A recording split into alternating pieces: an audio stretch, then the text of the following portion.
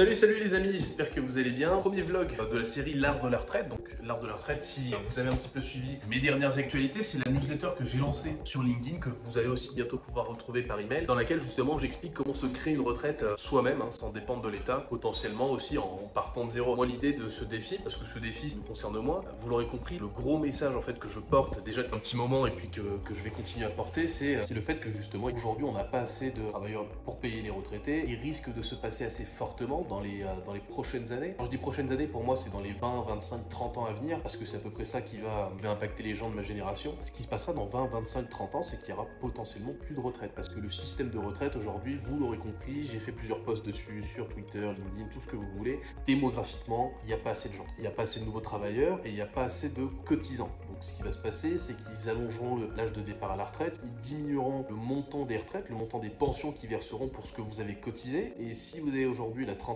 quarantaine, il se peut fortement que votre départ à la retraite il se fasse à, aujourd'hui c'est 65, ça sera sûrement 70, voire même plus que 70 ans. Et si retraite il y a toujours, à mon avis, elle sera ridicule. Aujourd'hui, le montant moyen des pensions versées en France, c'est 1460 € brut, si je dis pas de bêtises. Donc bon, vous voyez, il y a beaucoup de retraités qui vivent dans la précarité. L'idée aujourd'hui pour nous, c'est de se dire, ok, on est jeune, on a encore de l'énergie, le cerveau bien fait. Comment est-ce qu'aujourd'hui on va préparer demain? Parce que le futur se prépare toujours au présent. En tout cas, c'est le mantra par lequel moi j'ai tendance à vivre ma vie pour préparer un petit peu le coup d'après. Et l'idée, c'est que je me suis dit, bon, dire c'est bien, dire tout le monde peut parler, faire c'est mieux. Et ça, moi je le fais dans mon quotidien, ça je partage mes avancées avec ma femme, avec mes potes, mes partenaires business, ma famille. Mais c'est vrai que je me suis dit, bon, c'est vrai que les gens ils peuvent se demander comment faire en fait pour se créer une retraite soi-même. La partie théorique c'est bien, dire ouais, globalement tu fais ci, tu fais ça, c'est ok. Mais peut-être que le voir concrètement, ça serait peut-être plus inspirant, plus éducatif pour les gens en tout cas que ça intéresse. Parce que je sais très bien qu'aujourd'hui, créer sa retraite soi-même, c'est un sujet qui va intéresser des millions de personnes. Et je vais même vous dire une chose, je pense que la majorité des gens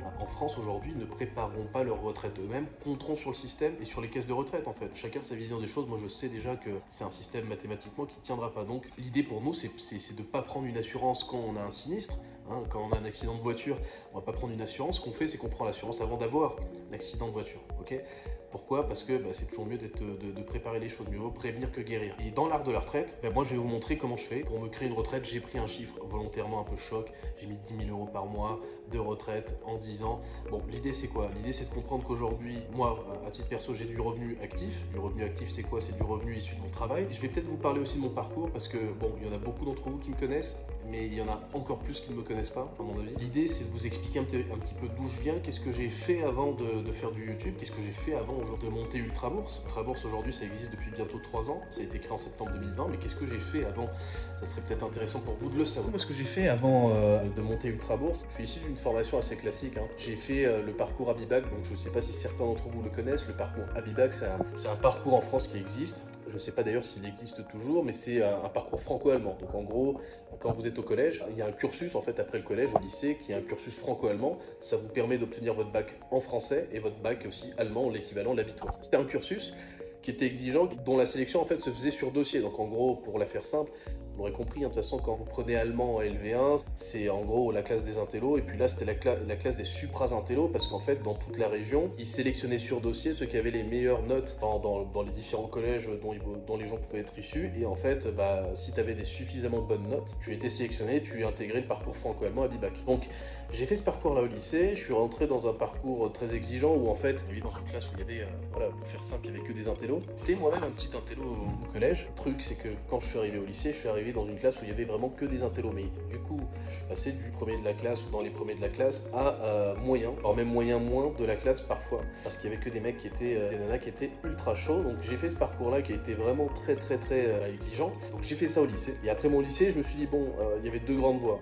Globalement, les gens de cette filière-là ont choisi il y avait deux grandes voies qui s'offraient à eux. C'était soit faire une prépa pour intégrer une grande école, soit rentrer tout de suite en université ou autre. Bon, moi j'ai fait le choix d'intégrer une école de commerce parce que je me suis dit bon, prépa, super, ça fait 3 ans que j'ai pas de vie. Et à un moment donné, moi je me suis dit bon, j'ai vu un petit peu ce qu'on disait sur les écoles de commerce, qu'on faisait la fête, qu'on s'éclatait un peu. Et je me suis dit, tu sais quoi, c'est bien gentil, mais j'ai envie de bosser, j'ai envie de bien gagner ma vie, mais j'ai aussi envie de profiter. Donc j'ai fait une école de commerce à Troyes, superbe école de commerce. J'ai vraiment beaucoup appris. C'est une école où justement j'ai été piqué par le virus justement de l'entrepreneuriat parce qu'on avait des cours d'entrepreneuriat. Et j'ai fait un parcours franco-allemand ensuite en école de commerce, spécialisation finance de marché, j'ai un bac plus 4, j'ai fait 1 an et demi en Allemagne au total.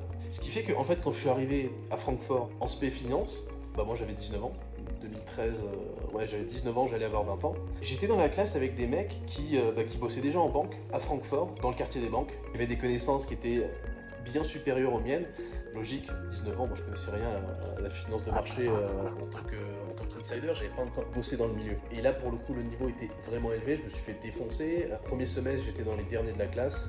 Et comme je suis quelqu'un quand même qui est relativement compétiteur, ce que je me suis dit, c'est qu'un prof de l'époque, je me rappelle, m'avait dit, vous savez, d'habitude les Français ils prennent pas la spécialisation finance parce que c'est trop dur. Ce qui se passe, c'est qu'au bout d'une semaine, tous les autres ils sont partis. Tous les autres sont partis, ils ont fait d'autres spé, logistique notamment. Et je me suis retrouvé tout seul. Et du coup, le prof me dit, mais vraiment gentiment, il me dit, écoutez, vous êtes sûr, d'habitude les Français ils ne font pas ce parcours, c'est quand même assez exigeant, vous pouvez encore changer. Moi, forcément, quand il me dit ça, je me dis, bon, avec mon esprit de compétition, je me dis, bah, rien que pour ça, je vais le faire. Je fais ce parcours, premier semestre, je me fais éclater. L'examen est en allemand, bon, ça, à la limite, c'est pas forcément ce qui était le plus dur, mais le plus dur, c'était de choper tous les et de comprendre tous les concepts financiers, de la gestion de portefeuille, de la finance de marché, mais en apprenant les mots en allemand. C'est là où j'ai vraiment galéré. Et donc, ce que je fais, c'est que je me dis, bon, pour avoir mon diplôme, il faut que je réussisse, et j'aimerais bien aussi avoir être dans les premiers pour montrer au prof qu'il s'est trompé. Et donc, pour lui montrer que les Français peuvent réussir, bah, j'adopte une stratégie un peu hardcore. Je suis en stage à Berlin, donc du coup pareil, j'ai des potes qui sont à Berlin, ils me disent viens on fait la fête, etc. machin, et moi ce que je fais c'est que du coup je me dis j'ai pas d'autre choix que de réussir ce stage parce que sinon déjà mes parents ils m'ont aidé financièrement pour que j'aille faire mes études en Allemagne. Je fais mon stage à Berlin et en fait le stage se finit globalement à 18h tous les jours, et ce que je fais c'est que de 18h à 22h j'avais acheté un bouquin en anglais qui s'appelait John Hull, un petit peu la bible hein, en finance de marché en tout cas. John Hull, c'est options, dérivatives et futurs. Et en fait, c'est un bouquin qui, en anglais, reprenait un petit peu tout mon programme que j'avais à apprendre en allemand. Et ce que j'ai fait, c'est que j'ai appris tous les concepts des futurs, des obligations, des crédits, des taux, des machins. J'ai tout appris en anglais. Et après, il me restait plus qu'à apprendre les mots techniques ou le vocabulaire, on va dire, de la finance de marché en allemand. C'était un petit peu ma petite technique pour m'en sortir, parce que si je devais tout apprendre en allemand, voilà, c'était compliqué. Donc j'ai tout appris en anglais et je fais l'examen du coup du deuxième semestre, et là pour le coup j'éclate tout en termes de score. Je finis, alors je finis pas premier, j'aurais aimé, ça aurait été top. Je finis troisième, je crois, quelque chose comme ça. Et le prof du coup me convoque dans son bureau parce qu'il devait me remettre un espèce de papier. Il me dit franchement, écoutez, félicitations, je pensais pas que vous allez y arriver. Honnêtement, bien vous êtes accroché et c'est voilà, beaucoup de succès pour la suite. Félicitations. Et là j'ai ma petite revanche. Donc là c'était la petite anecdote. J'étais plutôt content. Voilà, le petit regret, ça aurait été de finir premier, ça aurait été impeccable. Là, ça aurait été vraiment masterclass. C'était la petite victoire à Berlin, en Allemagne. Et donc, après être parti en Allemagne, je reviens en France, j'ai mon diplôme d'école de commerce et je pars en fait du coup chez un courtier américain en bourse qui s'appelle FXM. Donc en fait, ce courtier, pour ceux qui connaissent, c'était un courtier qui avait un département recherche qui s'appelait DailyFX France, dans lequel justement j'ai été recruté pour faire des analyses de marché. Donc mon boulot, c'était en fait avec mes 4 écrans toute la journée, regarder des courbes et de faire des analyses. Je devais essayer de deviner globalement ce qui allait se passer sur les devises, ce qui allait se passer sur le DAX, sur le S&P 500, le Dow Jones, enfin bref, plein d'actifs financiers. Et le fruit de ces recherches-là, on allait le publier sur notre site web, on allait également le partager sur les médias. Donc j'ai été intervenant sur BFM Business entre 2015 et 2018. On écrivait des articles aussi dans des médias financiers, donc du coup on envoyait des revues de presse avec nos analyses, les journalistes pouvaient nous citer, nous reprendre dans leurs articles. Donc j'ai fait ça pendant 3 ans, ce qui m'a fait arrêter grosso modo quand j'ai eu mon diabète en 2017. Donc ça c'est un épisode, je pense j'en ai déjà pas mal parlé, mais je pourrais en reparler à une autre occasion. En gros, pendant 3 ans et quelques, j'ai pas pris beaucoup de vacances et je voulais vraiment avancer à fond dans ma carrière. Et puis ce qui s'est passé, j'ai un petit peu trop tiré sur la corde. J'ai cassé mon corps, j'ai perdu une quinzaine de kilos en moins d'un mois, j'ai fini en réanimation à l'hôpital. Donc du coup, je me suis dit, bon, sympa de bosser pour un patron, etc. machin, mais quand j'étais malade, au final, qui était là à mes côtés, c'était ma famille, mes amis, mais les collègues du boulot. Bon, effectivement, à part un SMS et 2-3 mails, on n'a pas eu beaucoup de soutien. Donc du coup, je me suis dit, je vais réorienter toute ma vie, toute ma philosophie de vie, non pas sur ma carrière, mais peut-être sur ma liberté. Sur ma liberté, sur le fait de vivre une vie pleinement épanouissante. À moins de 25 ans, sur un lit d'hôpital en réanimation, entre la vie et la mort, on se pose des questions et puis on se dit, est-ce que j'ai pas raté quelque chose? Et moi, dans mon cas, pour être très honnête avec vous, j'avais l'impression d'avoir raté quelque chose. Ou en tout cas, de ne pas avoir vécu tout ce que j'aurais dû vivre ou tout ce que j'aurais pu vivre parce que justement je m'étais trop donné dans cette carrière qui m'avait pas, alors qui m'a beaucoup formé. Hein. C'est vrai que sur un plan technique, sur un plan purement de compétences, j'ai été formé par des analystes très chevronnés quand même. Donc entouré de mentors qui ont été bons, j'ai été en contact avec des gestionnaires de fonds, de gros investisseurs. Donc j'ai pris beaucoup en fait de maturité sur l'investissement et c'est exactement ce que j'allais chercher quand je suis parti là-bas. Moi je cherchais des compétences et de l'expertise du milieu, c'est-à-dire je voulais connaître les secrets, les techniques qu'avaient les meilleurs investisseurs. Il n'y avait rien de mieux que de les avoir directement au téléphone ou d'aller déjeuner avec eux à Paris. La réalité c'est que quand vous êtes jeune, vous avez un investisseur qui a 40, 45 ans, qui a bien réussi dans sa vie, qui est bon dans son domaine et qui voit en fait un petit jeune de moins de 25 ans qui a faim, qui a envie d'apprendre.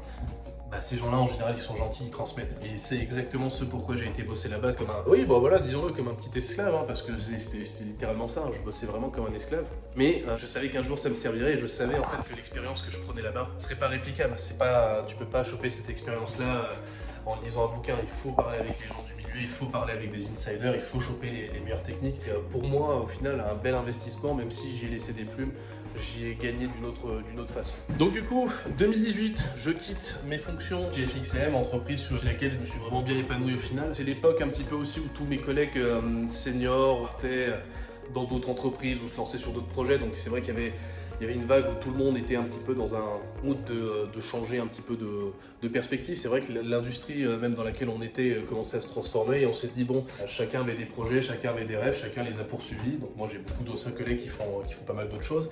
Et moi je me suis dit je vais me lancer en indépendant. J'avais lancé un petit service à l'époque d'analyse que j'ai tenu 1 an avant d'être recruté par une start-up française pour laquelle je suis parti travailler justement à Nice et puis à Dubaï. Et en 2020 j'ai décidé de reprendre une vie, de reprendre entre guillemets le contrôle de ma vie. Hein. Et en 2020, je lance Ultra Bourse, je lance aussi mon société du coup Patrimony que aujourd'hui que je dirige plus, j'ai vendu mes parts. Mais c'était une très belle aventure, j'ai bien aimé, mais j'ai d'autres projets aujourd'hui, donc j'ai besoin de me focaliser à fond sur Ultra Bourse et puis sur les autres projets que j'ai vraiment envie de lancer. Et 2020, je lance Ultra Bourse avec le but toujours pareil de partager mon expérience, mes connaissances, ce que j'ai appris pendant toutes ces années. De partager aussi mes analyses sur YouTube parce que bon, j'aime bien partager mon opinion, j'aime bien analyser des choses. Je sais pas trop en fait où ce truc-là va me mener. Et oui, moins de 3 ans plus tard, au final, on a plus de 15 000 lecteurs, on a eu plus de 2000 clients depuis la création d'Ultra Bourse. On a fait un tour de France économique avec mon ami Olivier et ça marche du feu de Dieu. Puis voilà, en perso, moi je suis à fond aussi sur l'investissement, donc je cherche actuellement par exemple à relever de la dette pour de l'IMO assez rapidement parce que je pars du principe que les taux sont élevés, que les prix sont en train de baisser, mais que de toute façon à terme les taux rebaisseront, donc je pourrais renégocier mon crédit. Donc en fait, même si j'achète aujourd'hui avec des taux élevés, quand les taux baisseront, peut-être dans 4-5 ans, je pourrais renégocier mon crédit et au final, j'aurais réussi à choper un actif de qualité à un bon prix. Donc ça, c'est aujourd'hui mes priorités. Bon voilà, je pense que pour un premier vlog sur mon parcours, qui je suis, qu'est-ce que j'ai fait, je pense que c'est pas mal. Si vous avez des questions, n'hésitez pas, c'est un format qui est nouveau, c'est un format, je sais pas en fait si je vais en faire plein des vlogs, si c'est bien, si ça vous plaît, si ça vous éclate, si ça vous fait chier. Donc on va pas forcément se mettre de limite ou de quantité sur combien de vlogs on fait, combien de contenu comme ça on produit. Mais voilà, si ça vous a permis de mieux me connaître, de mieux comprendre mon parcours, de mieux savoir qui je suis, d'où je viens, c'était le but. Qu'on fasse connaissance, qu'on devienne un peu des copains. Parce que ce défi de l'art de la retraite, je le fais moi, mais je le fais aussi pour vous que vous puissiez voir un petit peu comment on fait et puis pour que vous puissiez voir que au final c'est accessible à ce genre de choses. Il faut du temps, il faut des sacrifices. C'est des trucs que d'habitude on partage, enfin moi en tout cas je partage, mais je partage avec mon entourage. Tout le monde m'a dit de le faire, mais de le faire en public. Pourquoi? Parce que il n'y a pas que eux qui sont intéressés par ça. Tout le monde pourrait s'inspirer de ce message-là et encore une fois, je le sais très bien, tout le monde ne va pas le faire. Tout le monde peut toujours tout faire, mais bizarrement, il n'y a jamais eu tout le monde qui fait tout. Il n'y a toujours qu'une minorité qui va aller vraiment se transcender pour aller chercher ses objectifs et faire tous les sacrifices qu'il faut pour. Et à la limite, j'ai envie de vous dire, c'est même plus à ces personnes-là que je m'adresse parce que je sais que c'est ces personnes-là qui aujourd'hui ont besoin d'aide, ont besoin de courage et de motivation parce que je suis dans ce cas-là en fait, je vois très bien. On est tellement peu en fait à vouloir réussir, on est tellement peu compter que sur nous-mêmes et à se retrousser les manches et à se prendre des claques et à tomber, à échouer, à recommencer, à gagner, à perdre, ceci, cela, que c'est quand même bien qu'on se rencontre, c'est quand même bien qu'on fasse partie d'une communauté, c'est quand même bien qu'on puisse se serrer les coudes, c'est quand même bien qu'on puisse aussi se motiver entre nous, se tirer vers le haut. C'est vraiment pour vous que je fais ce podcast-là, enfin ce petit vlog-là en tout cas. Ce contenu contenu-là, je le produis également pour vous. Voilà, si vous êtes friand de ce contenu, si vous avez vraiment cette envie profonde au fond de vous de liberté, mais aussi de travail, de sacrifice, je pense qu'on est aligné sur les mêmes valeurs et je pense qu'on va vraiment faire un beau bout de chemin ensemble. Je suis très content en tout cas d'être avec vous. Je suis très content de vous partager cette nouvelle aventure. Bon, je vous dis à très bientôt. Et puis j'attends que vous me soumettiez les prochaines idées de vidéos que vous voulez. Et puis voilà, à bientôt.